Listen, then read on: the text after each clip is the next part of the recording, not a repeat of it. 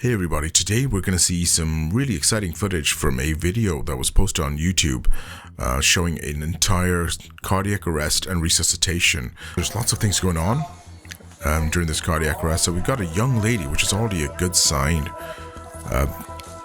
When you come into a cardiac arrest like that, she looks like she's young, she's healthy. She's probably been working out and something's happened.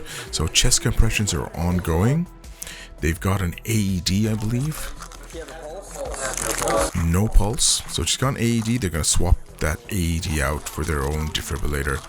So the important thing about resuscitation is chest compressions and early defibrillation if appropriate. They did mention something about agonal breathing. And they're trying to secure her airway as well. They're putting in a Goodell airway or sort of oropharyngeal airway to make sure the tongue doesn't fall back and prevents adequate ventilation. I'm going to turn around, put those pads on for their defibrillator, which is going to analyze the electrical rhythm, and then they can decide whether they need to give a shock or not. Not everybody gets a shock. Not every cardiac arrest needs a shock. So they're gonna analyze the rhythm.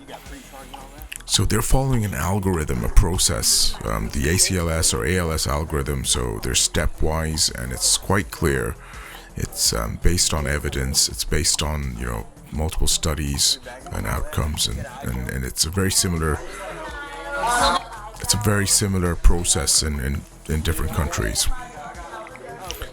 So they want to put an eye gel in, which is an airway, so they can help the patient breathe, because that mask is not the best. The mask and that airway that's already in is not the best ones. And what's in that guy's hand is a capnograph. It measures the carbon dioxide that comes out of the airway. They're checking for pulses, and you can see in this lady's hand there is an intraosseous drill. They're gonna actually drill a hole in her leg, so they can give drugs straight to the bone marrow, because she won't be able to get IV access. So they just delivered a shock now, and they're gonna go back on the chest and continue compressions. There's so much going on at the same time, but it's all well rehearsed, and these guys are doing a real good job. So no IO's in. They didn't show that, which might be a good thing, I guess. You want to see somebody drilling a hole into her bone. So eye gel is in. So the eye gel is a small tube, small breathing tube that sits at the top of your voice box. The end of it sits at the top of your voice box. And she's connecting the capnograph, which I mentioned earlier. It's the device that measures carbon dioxide that's coming out. That will let us know if the eye gel is actually working and that we're ventilating the patient, that we're breathing for her.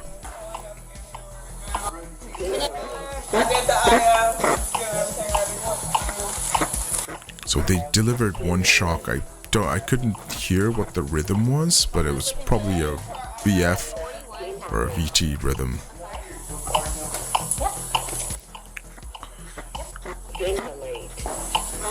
You swapping out with me? Yeah. Okay, so they're every 2.5 minutes they're going to check for a pulse, and they're going to check the rhythm. So you can see the phone here.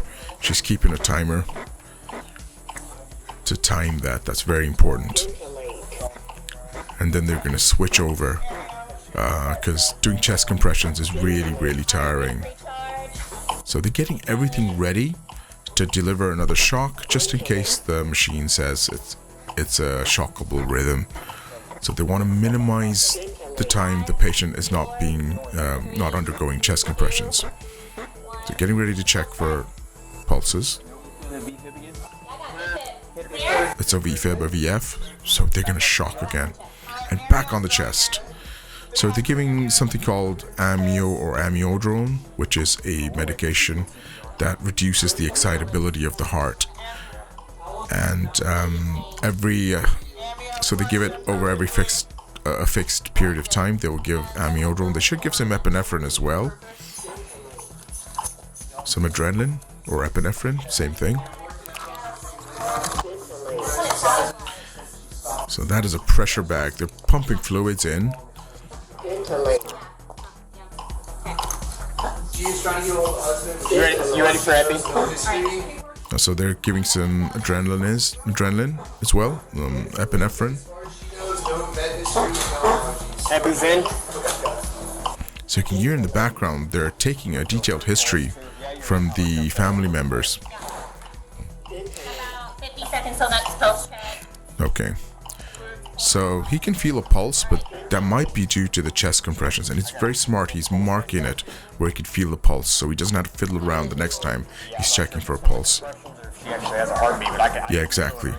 So we don't know if that pulse is from her own heart or from the chest compressions. 30 seconds until next pulse check. Okay, so we're getting everything ready again for a shock if needed. She's already had adrenaline, and she's had the amiodarone, that medication that'll help sort of stabilize the heart, make sure it's not too excitable. Recharging, keep going. Just going to pause for a second here just so we can get an idea of what's going on. There's lots of things going on. So she got chest compressions here. We're getting ready to check for a pulse. We're getting ready to check the rhythm. We've got somebody else on the drugs, basically on the medications, and we got a guy sitting at the back here. What's he doing? Is he sitting on the job? No, he's doing a very important job. I believe he is scribing. That means he is taking. I believe he is at least. He's recording everything that's going on, and that's really important. When things were happening, when shocks were given, what drugs were given, how much was given, and he's getting some history as well from the family, like any pre-existing medical conditions, any allergies. That's really important. Does she? What was and what the presenting history was like? What was she doing when she went into a cardiac arrest? So lots of things going on at the same time, but it's all well rehearsed and everybody knows their part, what they're playing. There's no confusion. This is a really well run cardiac arrest. These guys know what they're doing. 5, 4, 3, 2, 1. Rhythm check, pulse check. She's got a pulse. She's got a pulse. Excellent. So she's got a pulse. So this is called return of spontaneous circulation, or ROSC. So, and they'll check you can see on the monitor, you can see an EKG rhythm, it looks okay, and they felt a pulse. So they're going to go through the ABCs basically at this point. They're going to make sure her airway's secure, she's breathing okay, or she's being ventilated okay. But most importantly, they're going to see the C, which is the circulation. They're going to see if the blood pressure is adequate to perfuse the body. Even though you can get the pulse back, sometimes, it's just very weak. The cardiac output is still weak. And we'll see how they manage this. Spontaneous respiration still goes. Keep tagging. Okay, she's breathing on her own, but that doesn't mean, she's breathing effectively. So they're putting in a blood pressure cuff to check blood pressure. It'll check it automatically every 2 or 3 minutes. They're putting a saturation probe. This is to check to see if the breathing is adequate, if the perfusion is adequate. It's going to check the amount of oxygen that is present in the peripheries of the body.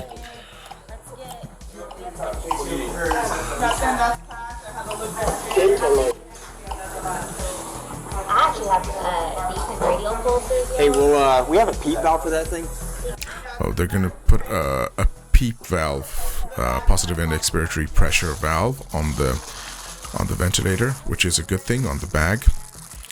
So what that does is it maintains a positive pressure even while you're expiring, or they release the bag. This helps prevent the smaller airways in the lungs from collapsing. The small air sacs called the alveoli, which would collapse during that will collapse during cardiac arrest. But one of the downsides is with that PEEP valve, the blood pressure might drop as well. So we'll see if they've got a decent blood pressure. Just in case. So they've got a pulse, Okay. but do they have a good blood pressure? Hey, Brooke, will you grab the? So there's one good thing. There's one good thing that you can see in here. If you can see the EKG monitor, I know it's really tiny. There's a good EKG there. I can see it looks regular. Then you can see these yellow lines here. on the monitor. That's the capnography, and that's a really good sign. That means she's bringing up CO2 or carbon dioxide. Carbon dioxide is, of course, the end product of life itself in a human body, and that means one, the heart is working. We've got a good cardiac output, and the other thing, of course, it means is the eye gel is working as well, and they're ventilating the patient. She's, they're breathing for her adequately. So that's yeah, you can see that on the monitor there. So they're having problems picking up the oxygen saturation with that little clip on the finger. Now that happens all the time because they're so shut down in their fingers. What we'll do is we'll put one on the ear. And this is a very common problem, girl. This is something I always ask, like, oh shit, we can't read the pulse oximetry on the finger. Can we get an ear probe? And they'll switch it out. Yeah, you're gonna have to switch that out, or get another line. Okay. Good. So they gave some adrenaline earlier. To resuscitate, but now that the blood pressure is low, they might have to give some more adrenaline, but you can't give that big dose of adrenaline that they gave during the cardiac arrest. So they'll just give maybe 1 mil from that 1 in 10,000 10 mil syringe. Or what I'd do is I'd take 1 mil, dilute it in 10. That's a 1 in 100,000, but that's something else. So they're having problems. One, recording the blood pressure, which is concerning because that might mean the heart, even though it's beating, it's not beating very effectively. And two, they're not getting the oxygen saturation. So yeah, so they're making sure that there's enough oxygen in the tank, it's going in fast. Or high flow, 15 liters per minute. So yeah, they're still having problems getting that blood pressure. So the pulses are getting weaker. This is concerning. Her heart rate's going up a little bit too. Yeah, so they're on the ball there. They're noticing the changes, little changes that all add up. At this point, I'd say just push a little bit of epinephrine in. Hey, her heart rate's going up pretty. He's going to check the blood pressure manually. So he's going to use his stethoscope. Yeah, get ready to give it. Get ready to give the epinephrine. I would say just give it. So of course I'm critiquing this from a hospital standpoint. It's really difficult on sort of pre-hospital like this, where your resources are limited really. So in this situation, in a cardiac arrest, there's something called the 4H's, 4T's. Which you have to correct to reverse the cardiac arrest, and you can't do that very well while you're still in the field. And then once they're resuscitated, it's airway, breathing, circulation disability. That's what they're doing right now. They're focused on the circulation because the blood pressure is still not back up. Even though the heart started, there's so many things going on. We don't know what caused the cardiac arrest, so they probably haven't reversed it. But they just managed to keep the heart going with that adrenaline and with the shock that they gave. So yeah, he's still not getting that blood pressure. I'm looking at that gauge here, and sometimes you can see this needle sort of go up and down when you get that systolic blood pressure, the higher blood pressure. But they're not getting it. I don't think he's getting it. He can't hear anything. He's recycling the automatic blood pressure. I mean, I think you guys just probably need to give the adrenaline. You got a good radio over there? She's great, but I don't feel one. Right here. Yeah. Yeah, this is really tough. This is the situation we face. Nearly all the time. It's like, oh, the blood pressure. I can't get a good blood pressure. And our end tidal dropped back down a little bit. Do you want it? Oh, that's so. He noticed that the end tidal carbon dioxide has gone down as well, which we were mentioning is a measure of how good the heart's working, how much cardiac output is there, how much carbon dioxide is being produced because of adequate blood supply. So yeah, guys, I think you should probably just Jump around 80, but I don't hear anything. Okay, that's Okay. Yeah, let's do with some push dose. So they're going to give that adrenaline, the epinephrine, push dose. That's probably 1 mil they should give of that 1 in 10,000. So just 1 cc and flush it through. Yep, 1 1 mils in. Start her on a drip just in case. Yeah, good idea. So they're going to start on a drip of epinephrine, which is what we call an infusion. So it's going to run a smaller dose, but continuously through that line into the intraosseous line. And they'll probably need a pump of some sort and a giving set. Now there's their pump. So that's a nice piece of kit. You can set it up so you can give whatever dose you want to over, whatever time. So usually we'd measure it in microgram per kilogram per minute, but you can use whatever. They'll use something else, I guess, maybe just mils per minute or mils per hour. But they want to get that adrenaline going in 1 milligram a minute. So they want to get that adrenaline going in continuously, so you don't have to give the 1 mil at a time of the push dose, which is hard to sort of predict what's going to happen. But if you got that continuously going in, so she's going to be running on adrenaline essentially. Hey Brooke, do you have the epi? He's holding small bag. So he's going to probably take 1 mil and dilute. I don't know, but we'll see.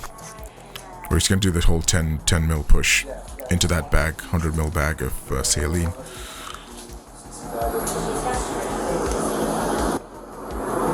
It's going to prime the line.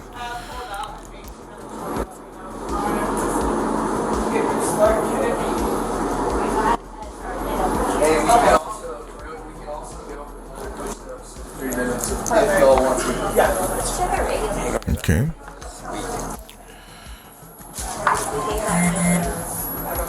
Can someone try to get another manual? So he's going to set up that pump.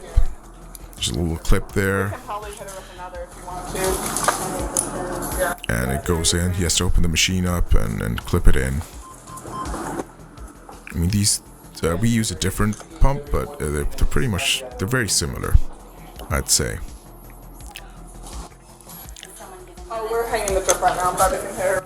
Okay. So I don't know if they're still trying to measure the blood pressure, but yeah. So the other way you could measure that blood pressure is to put an arterial line, but it's really difficult out in the field. That's a line that goes directly into almost probably the femoral artery in this situation. So it can detect the blood pressure You want it in the IO? directly. Oh, Let's go like this ID over here. She's probably got a decent idea over there as well. so they're just deciding where they want to put the epinephrine. So yeah, so that's how you set the line up. A push dose is going in right now. That's fine. Are they giving you another push dose because they're concerned the blood pressure is low? Yeah.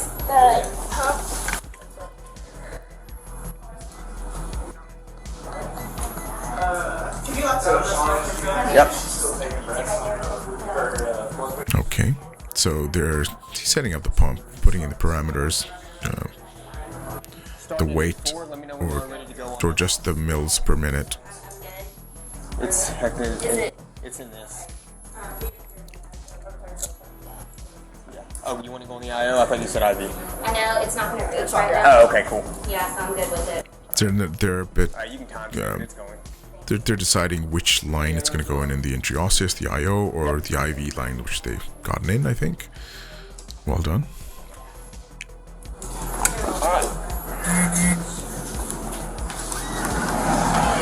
He's running outside to get something, I don't know, but yeah, it's good. I mean, I don't do this outside the hospital. I'm not a pre-hospital clinician. And kudos to these guys. It's really difficult, especially just in a living room and finding stuff and getting stuff. Oh, he's got another pump. Somebody's left the radio on. Might have to mute that out.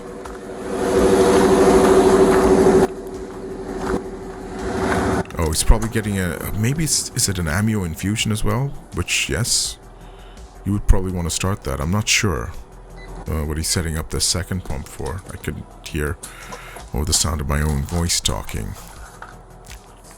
Another 100 ml bag of saline. What's he taking out? Oh, it's a pre-filled bag of drugs.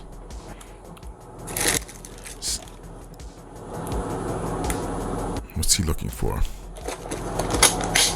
There's one other thing that I might give, because I got a background in anesthesiology. Once they're more stable, it's probably some magnesium, but that might drop the blood pressure a bit more as well. So you've got to be careful. I don't know what he is mixing up.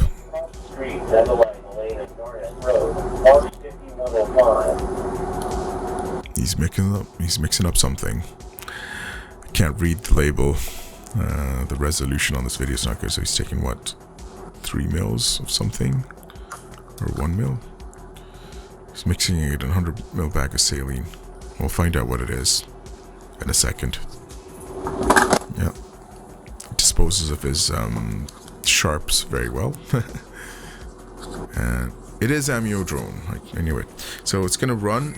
So they gave 300 milligrams of this amiodarone medication during the cardiac arrest as part of their ACLS protocol. So they're gonna give a slow infusion. Usually, if in an adult patient, it's gonna be 900 milligrams, and they'll make sure that's infused over the next sort of 24 hours. I'm not sure whether that's the same protocol that they're gonna follow, but they're gonna give an infusion or a drip of amiodarone. Oh, is that a Lucas at the back? Oh. Okay, so they're getting, they feel that the patient is stable enough to transfer to the hospital. And that's, the one thing I would do is probably change that eye gel for an endotracheal tube, because at this stage, once she starts breathing on her own, and she's got ROSC or spontaneous circulation, she might vomit and aspirate. And that's, the eye gel is not really great at protecting your airway from aspiration. It's better than that mask and the Goodell. Okay, so well done though. These guys are really they're really well drilled. It's not easy doing it in the hospital. It's even difficult. It's more difficult doing it out in the field like this. But yeah, and you can see there's so many things going on at the same time, but everybody was so calm and collected, and everybody knew what they were doing. Communication was excellent. Good communication loops that we call. And she's very lucky. That patient is very lucky.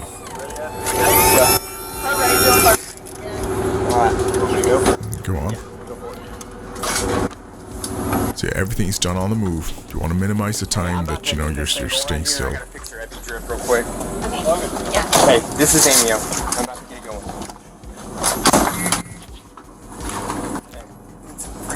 And there's so many lines and wires, it's ridiculous. As part of the job, though, it's not like word-based medicine. Amio, it's 1-to-1. Are you serious? There we go. Yeah, so they'll have prefixed, preset software infusion protocols for each drug, so that's useful as well. In the bad old days, we wouldn't have any of that. You just have, calculated in your head. I remember the time we used to have tables that you'd have for infusing certain drugs. So much better now. I'm gonna try to get it back around. And this is one of the things I love about this job, is the amount of cool gear and tech that you have that you don't get in sort of ward medicine. And you gotta be, you're thinking on your feet. It's adrenaline, not just for the patient, but you'll be running on adrenaline as well. Oh, there's air in the line. And don't you hate that? So he's gotta flush the line again. There's air bubbles. It happens. So yeah, he's probably gonna draw it up with a syringe from the side port and try and get the air, the fluid down the line, get rid of the air. That air is going to go in the syringe. Oh, good. Blood pressure is 100/82. That's really good. I guess that push epi was working. The adrenaline infusion is working. I can hear sinus tach. That's sinus tachycardia from the EKG. Tachycardia means the heart's beating fast, but it's a sinus rhythm. That means it's essentially a normal rhythm. Anyone else? Epi's going again.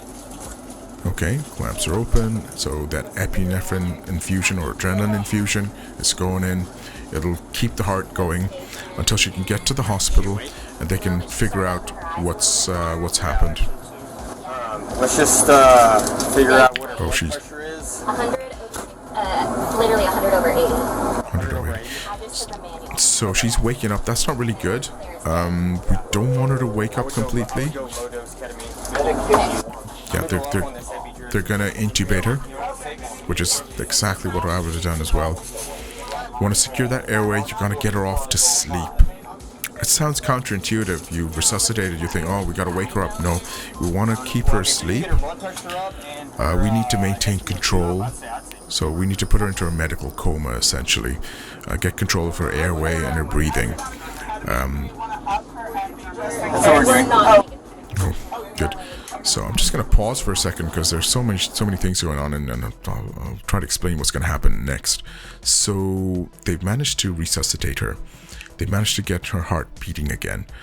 The only problem is, if she wakes up like this now, I don't know what the downtime was. I couldn't really catch up on that bit. How long was she in established cardiac arrest? There's a risk of hypoxic or brain injury because of the low oxygen that was there when she was having a cardiac arrest. Essentially, she was not breathing. The heart was not beating, so there was no oxygen going to the brain. There was no blood going to the brain, so that could cause what we call a hypoxic injury. And the last thing we want to do is, as soon as she gets a heartbeat back and she starts waking up, we'll try to wake her up some more. No, we need to give the brain some time to rest, so there's no more injury after that, or no secondary brain injury, what we call secondary brain injury. So we'll put her off to sleep. They're mentioning ketamine. Yeah, ketamine is not just an illegal, illicit drug. It's something we use all the time. It's used to give her a general anesthetic, basically, and put her off to sleep. And one of the reasons we'll use something called ketamine, and then back in the day we used to use something called etomidate. So the process of putting somebody to sleep and intubating her, putting a tube down, what you want to do is, again, put her to sleep with an induction agent, which is going to be ketamine. And then the other thing will be, you'll have to give her what's called a paralytic. That's going to paralyze all the muscles in the body, and most importantly, the muscles in the airway, the vocal cords. So there's a clear opening to put a breathing tube, through her mouth, into her throat, into her voice box, and into her trachea. So you can pass oxygen into the lungs, take carbon dioxide out through the tube. So she asked a very good question, this EMS tech.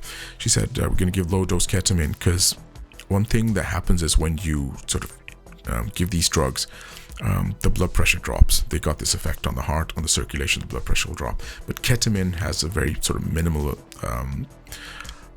sort of blood pressure effect, so to speak.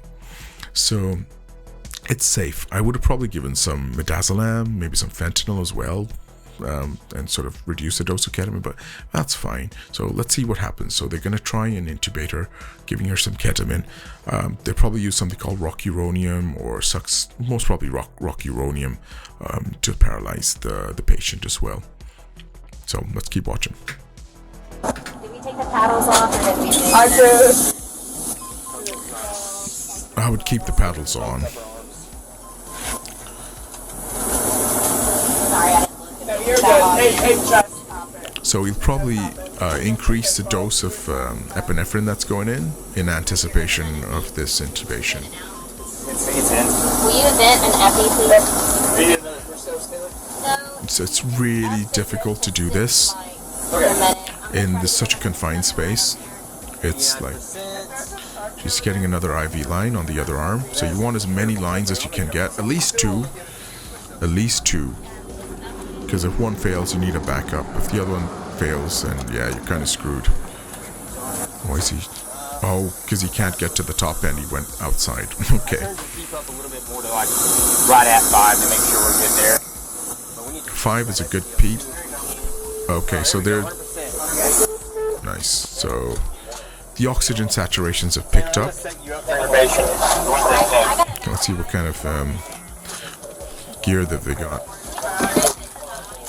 So they need a device to open up the airway so they can see into the voice box, and that's called a laryngoscope. Back I think he should have a video one where it's got a little screen you can see inside. Yeah, that's great. Back in the bad old days, as I call it, we used something called a Macintosh, and you wouldn't have that screen. You'd have to look directly. So that's not fun, but this is we're really spoiled these days. That's a stylet, I believe. Stylet. So you'll need an endotracheal tube. And they come in different sizes. These tubes, these breathing tubes. Usually, a 7. 7 is kind of small, but yeah, it'll do in a pinch. I'll probably go for 7.5. She looks like she's not tiny. I don't want to say she's big. You can see there's so much gear and so much kit. It's insane. When I started out, especially during anesthesiology, I was like, oh my god, there's so much stuff here. I'm never gonna know exactly what's going on, but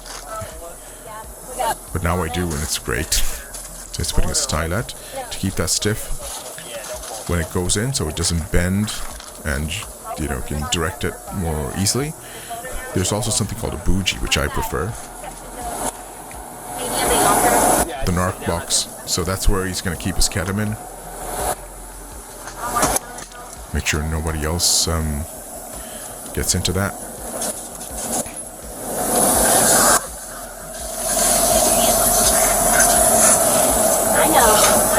Yep, that looks like ketamine. Hey, somebody toss me a flush over there real quick. Yeah.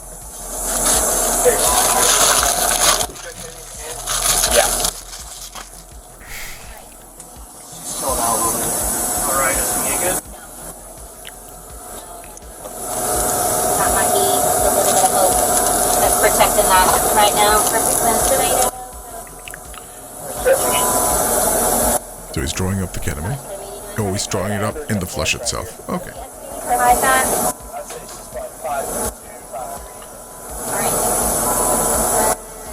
56 kilos.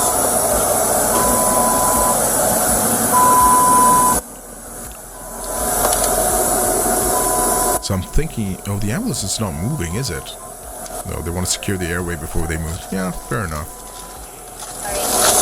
Yeah, it gets a little messy at times. 10 milligrams per mil of ketamine. Okay. That's... what's her blood pressure? I'd go 30. So let's give her 100 milligrams. That should be okay. If not enough, then just give her a little bit more. Okay, yeah.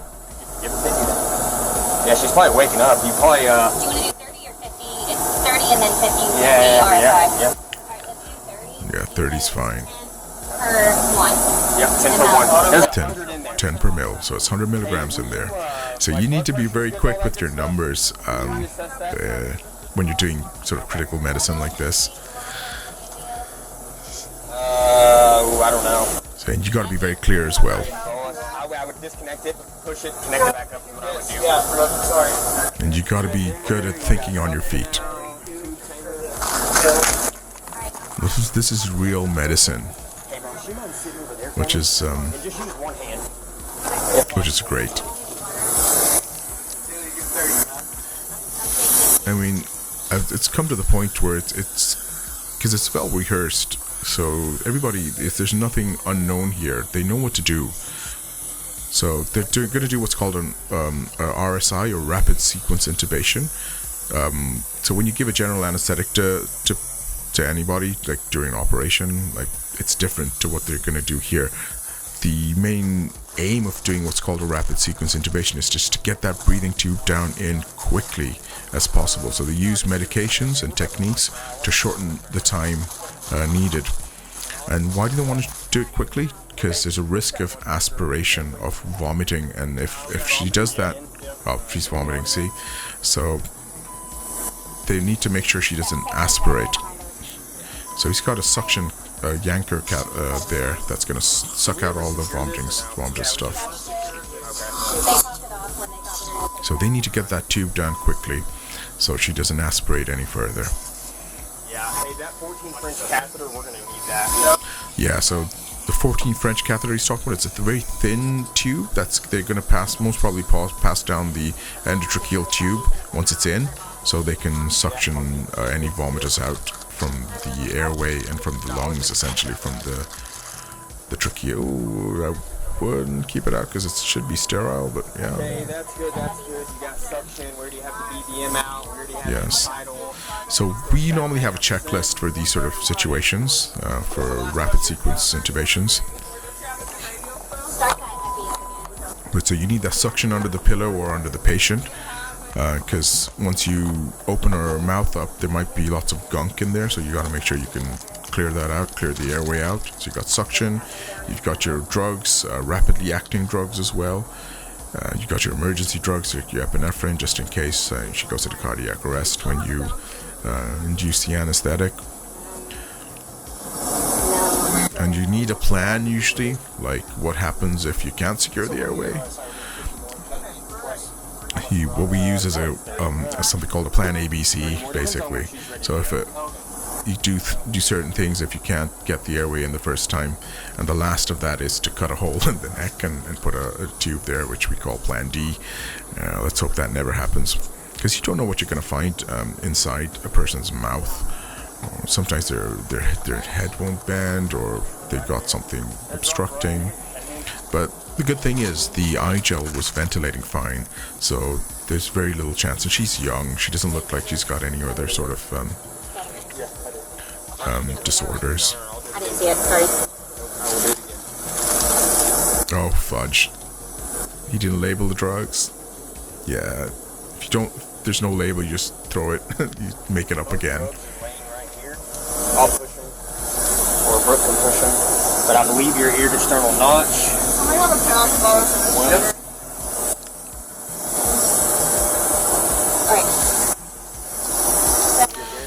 Okay, so she's gonna do the airway, so she's gonna intubate, I think. And the limbo, the ever-present limbo, where you have to creep and crawl through miles of wire. Some things never change. Oh, they're gonna put some nasal cannula, that means some oxygen going through the nose as well, just to make sure she doesn't deoxygenate or desaturate while they're trying to get the tube down. Yeah, that much going every 5. I might want to ventilate a little faster. I don't know what the internal CO2 is, but yeah. 199. Who has pushed those heavy? It's over there. Yeah, it's back here. Yeah, you probably want to give a epi chaser, as we call it, or we use other medications apart from epinephrine. We use something called metaraminol, ephedrine, to maintain the blood pressure as well. But so once you give that general anesthetic, you can give a little bit of epinephrine just after that.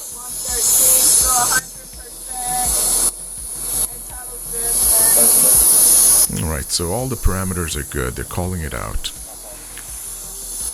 Her blood pressure, her end-tidal oxygen, end-tidal carbon dioxide, her oxygen saturation. When you go to intubate, I'll loosen it up and just hold it from the back. What's that? Oh, my glove there. Oh. You pinched him. We're checking one more pressure. First stats were 100%. We just lost it again. It's probably on that same. Is that what that is? Okay. Okay, we got our saturations are good. That monitor looks really good for a person who's been in cardiac arrest. I can just looking at that image. 100 of rock. 100 milligrams of rocuronium, standard dose.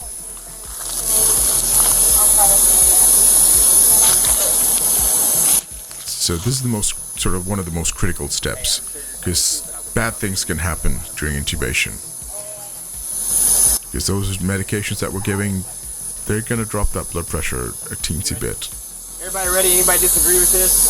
Okay. Somebody Yeah, good. SpO2. I'm gonna push drug.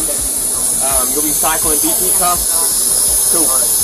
We see a drop in the end tidal or the heart rate or SpO2, right? Obviously, you want to know about all three of those things. That's good. So we've got a plan. He's gonna give a little bit of ketamine. What's that? Open eye down there as well, nothing attached to it. Okay. Yeah. It's okay. You don't need to change the plan last minute. That's good. Like a bag going to this? Yeah, I just took the pressure bag off. Yeah, you want to clamp that bag off because it's gonna. Yeah, just Yeah, it's gonna spray all over, and it's spraying. Shut it, shut it. Alright, you ready?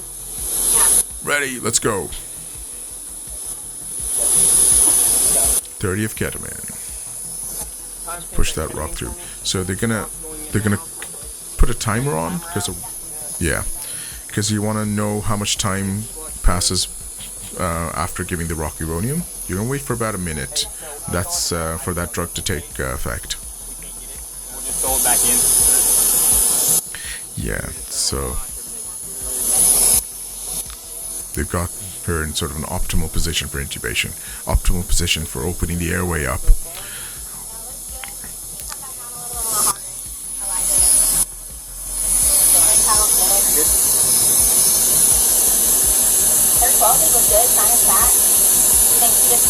Alright, so we're waiting for that 1 minute, and that 1 minute is the longest minute in the world. So what's that in her hand? That is the laryngoscope. She's going to pass that blade into her mouth once that eye gel is coming out. Okay, 60 seconds. Alright. 60 seconds, 1 minute. It's now or never. Yeah, we're good. Get out. So they're taking it out. Just passing it in. Suction. Yeah, be a bit more gentle with suction. Okay. She got a good view? Oh, I can see a good view here, right here. Look at that. That's, yeah, that's got to be Pogo 100%, as we call it. I'll let you Google that. And you can actually see it going in. Yeah. Come on. Are we in? Good. Get the starlight out. And they're going to reconnect that the bag. Okay. Okay, ooh, yeah, so that's the line for the end tidal carbon dioxide. I don't know if it's come off or... Oh, it's on? That's fine. That's good. So we're good. So how do we know that's in? He's going to listen to the chest to see if she's breathing through the tube.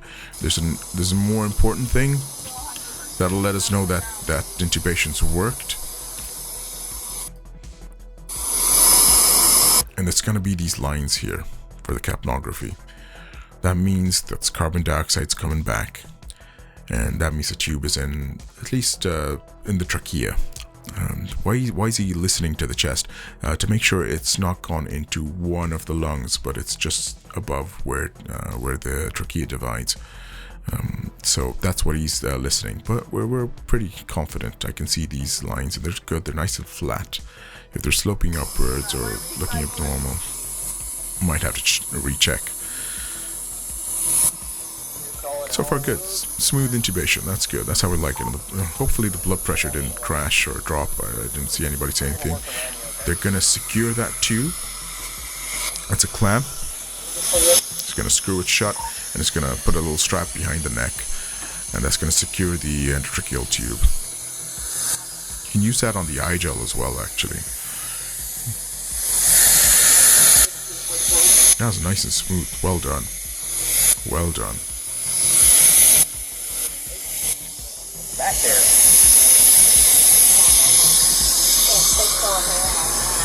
It's like a textbook cardiac arrest resuscitation. Pre-hospital.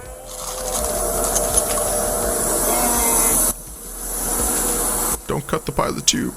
So, yeah, you gotta be very careful with scissors around there.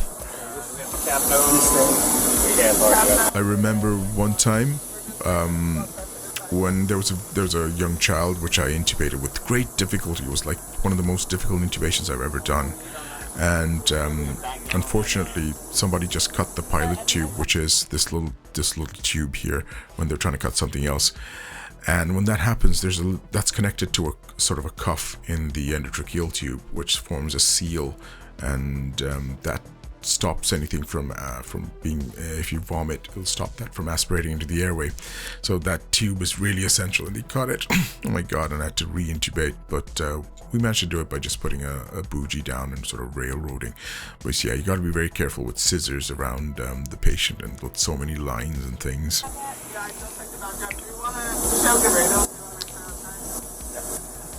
she's got good radio. We just recycled that pressure. So they just want to check the blood pressure after intubation, make sure. So the blood pressure will be measured every like 2.5 to 3 minutes. Are they moving? Are they ready to go? I think they're ready to go. Okay. Well, you gave 31st? Yeah. Yeah, and I gave like 40 or 50. So the next thing they'll need is a drip of some sedation, maybe, to keep her asleep. That's the next thing. What's up, y'all? I'd like to take her to Weatherford. Family's on. Okay, fine. Alright, well then, let's get this. John here, right? Yeah, it doesn't matter. I mean, I'll send you over. I'm just asking. Doesn't matter. It's up to these guys right here.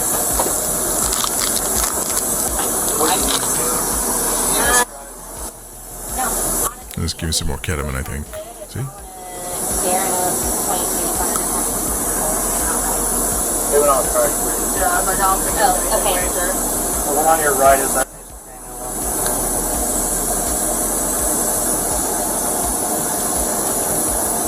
Oh, Alright, guys. Okay. I mean, do one of y'all want to ride so I can stay here in town, or it doesn't matter to me unless you want me to ride with you? No, I'll take one or the other. Okay. Hey, I'm gonna. Nice. That's awesome.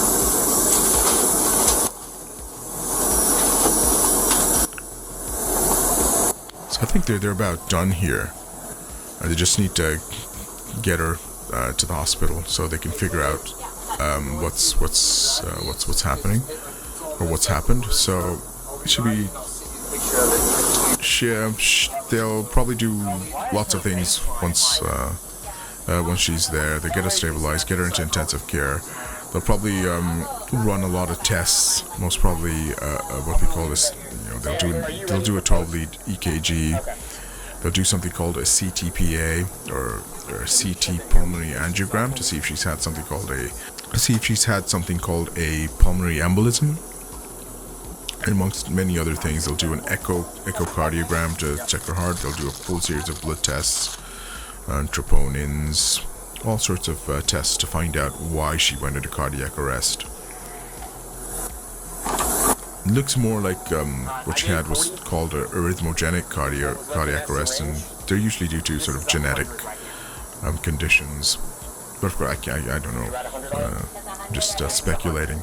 We'll probably want to see what happened to her. So 30, 30, and 40. Your hip settings at 40. Yeah. This is why I love this sort of medicine. Like critical care medicine is this what we do. And it's pretty much this, resuscitation, treating critically ill patients like this who are in cardiac arrest, and it's so satisfying, one thing, and you get to work with